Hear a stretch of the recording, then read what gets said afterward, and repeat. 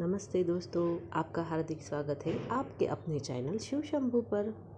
दोस्तों, महाभारत के धृतराष्ट्र जिनके ऐसे 8 पाप है जिनकी वजह से उनकी जलकर मृत्यु हुई थी।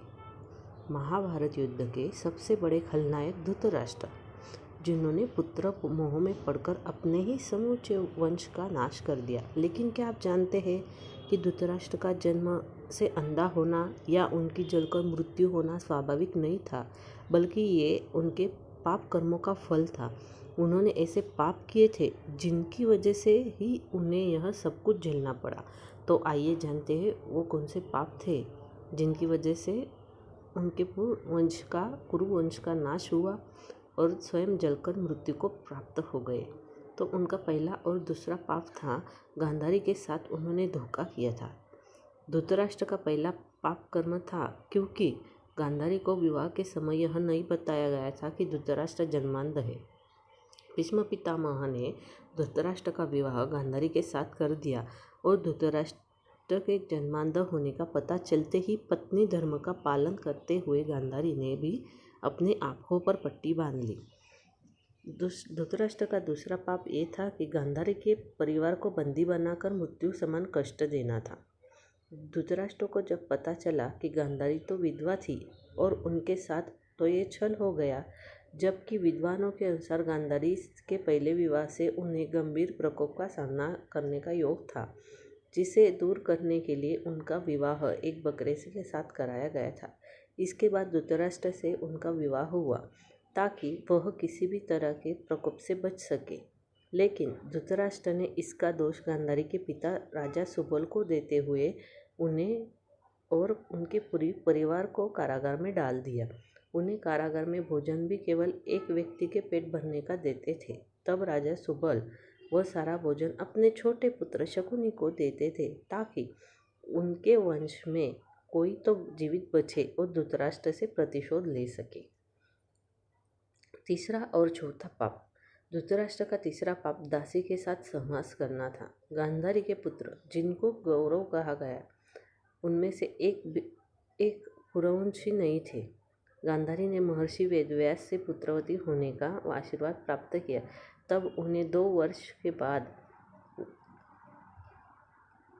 पुत्र और एक पुत्री प्राप्त हुई। उधर गांधारी जब गर्भवती थी तो धृतराष्ट्र ने अपनी दासी के साथ सहवास किया। उनसे एक पुत्र की प्राप्ति हुई जिनका नाम युवत्सु था। तब कौरवों की संख्या 99 से 100 हो गई थी।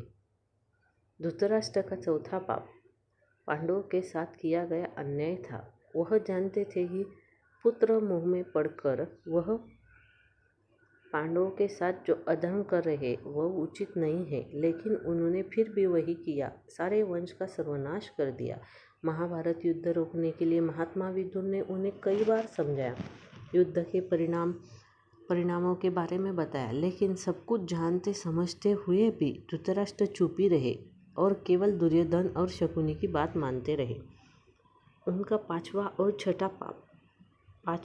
जघन्य पाप जो था द्रौपदी का चिरहरण के समय धृतराष्ट्र का चुप रहना। यह एक ऐसी घटना थी जिसने महाभारत युद्ध की नींव डाली।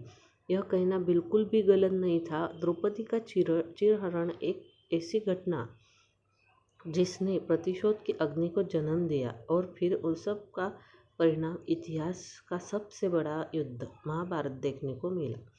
धृतराष्ट्र का छठवां पाप अपने भाई के बच्चों का हक छीनना भी था। हालांकि यह उन्होंने स्वयं नहीं किया, लेकिन जब भगवान श्री कृष्ण ने पांडवों के लिए केवल 5 गांव मांगे, तब दुर्योधन के इनकार करने पर धृतराष्ट्र का चुप रहना भी पुत्र मोह में पड़कर अधर्म का साथ देना ही था। 7वां और 8वां पाप भीम को मारने की इच्छा धृतराष्ट्र का 7वां पाप था। जब महाभारत समाप्त हो चुका तब सभी पांडव धृतराष्ट्र से मिलने गए। वहाँ भीम के अलावा सभी ने धृतराष्ट्र को प्रणाम किया। जब भीम की बारी आई तो भगवान श्री कृष्ण ने भीम को रोका और भीम की जगह उनके आकार की बनी एक लोहे की मूर्ति आगे बढ़ा दी। धृतराष्ट्र पुत्रों के वध से अत्यंत क्रोध में थे। उन्होंने समझा कि उनके सामने भीम है तो उन्होंने उसे कसकर पकड़ा और तोड़ दिया। लेकिन जब उनका क्रोध शांत हुआ तो भीम को मृत समझकर रोने लगे। उसी समय भगवान श्री कृष्ण ने उन्हें बताया, वह उनके क्रोध की अग्नि को जानते थे, इसलिए भीम की जगह उनके आकार की मृत्यु आगे कर दी थी। इस तरह श्री कृष्ण जी ने भीम को धृतराष्ट्र के क्रोध से बचाया। आठवां पाप धृतराष्ट्र के पूर्व जन्म का था। उस समय वह अत्यंत निर्दयी राजा थे। एक दिन वह विहार करने निकले और देखा कि सरोवर में एक हंस अपने बच्चों के साथ विहार कर रहा है। तब उन्होंने अपने सैनिकों को आदेश दिया कि वह उस हंस की आंखें निकाल ले। सैनिकों ने ऐसा ही किया। हंस की दुर्दशा और मौत के साथ उसके बच्चों को भी मौत हो गई। हंस ने मरते समय धृतराष्ट्र को शाप दिया कि जिस तरह उसने अपनी आंखें और पुत्र वियोग का कष्ट मिला, ठीक वैसा ही हश्र धृतराष्ट्र का भी होगा। तब ऐसा ही हुआ। बाद में जिनका पुनर्जन्म हुआ धृतराष्ट्र का, तब ऐसा ही हुआ। उनकी आंखें भी नहीं थी और उनका पुत्र वियोग भी हो गया। तब लास्ट में धृतराष्ट्र की जलकर ऐसे मृत्यु हुई। महाभारत का युद्ध समाप्त हुआ। 15 वर्ष बीत गए। धृतराष्ट्र, कुंती, गांधारी, संजय वन में चले गए। एक दिन धृतराष्ट्र गंगा में स्नान करने के लिए गए तो अचानक ही जंगल में आग लग गई। जिसकी जानकारी मिलती ही गांधारी और कुंती, संजय वन की ओर गए, जहाँ सभी ने धृतराष्ट्र से बाहर आने के लिए कहा, लेकिन शारीरिक रूप से कमजोर होने के कारण वह बाहर नहीं निकल सके। तब संजय ने गांधारी और कुंती को कहा कि जंगल की से प्रस्थान करें, लेकिन धृतराष्ट्र को आग में देखकर गांधारी और कुंती ने वहां से जाने का निर्णय नहीं लिया। इस तरह धृतराष्ट्र के साथ गांधारी और कुंती की भी मृत्यु हो गई। दोस्तों, आपको आज की जानकारी अच्छी लगी हो तो हमारे चैनल को लाइक, शेयर और सब्सक्राइब करें। धन्यवाद। हर हर महादेव।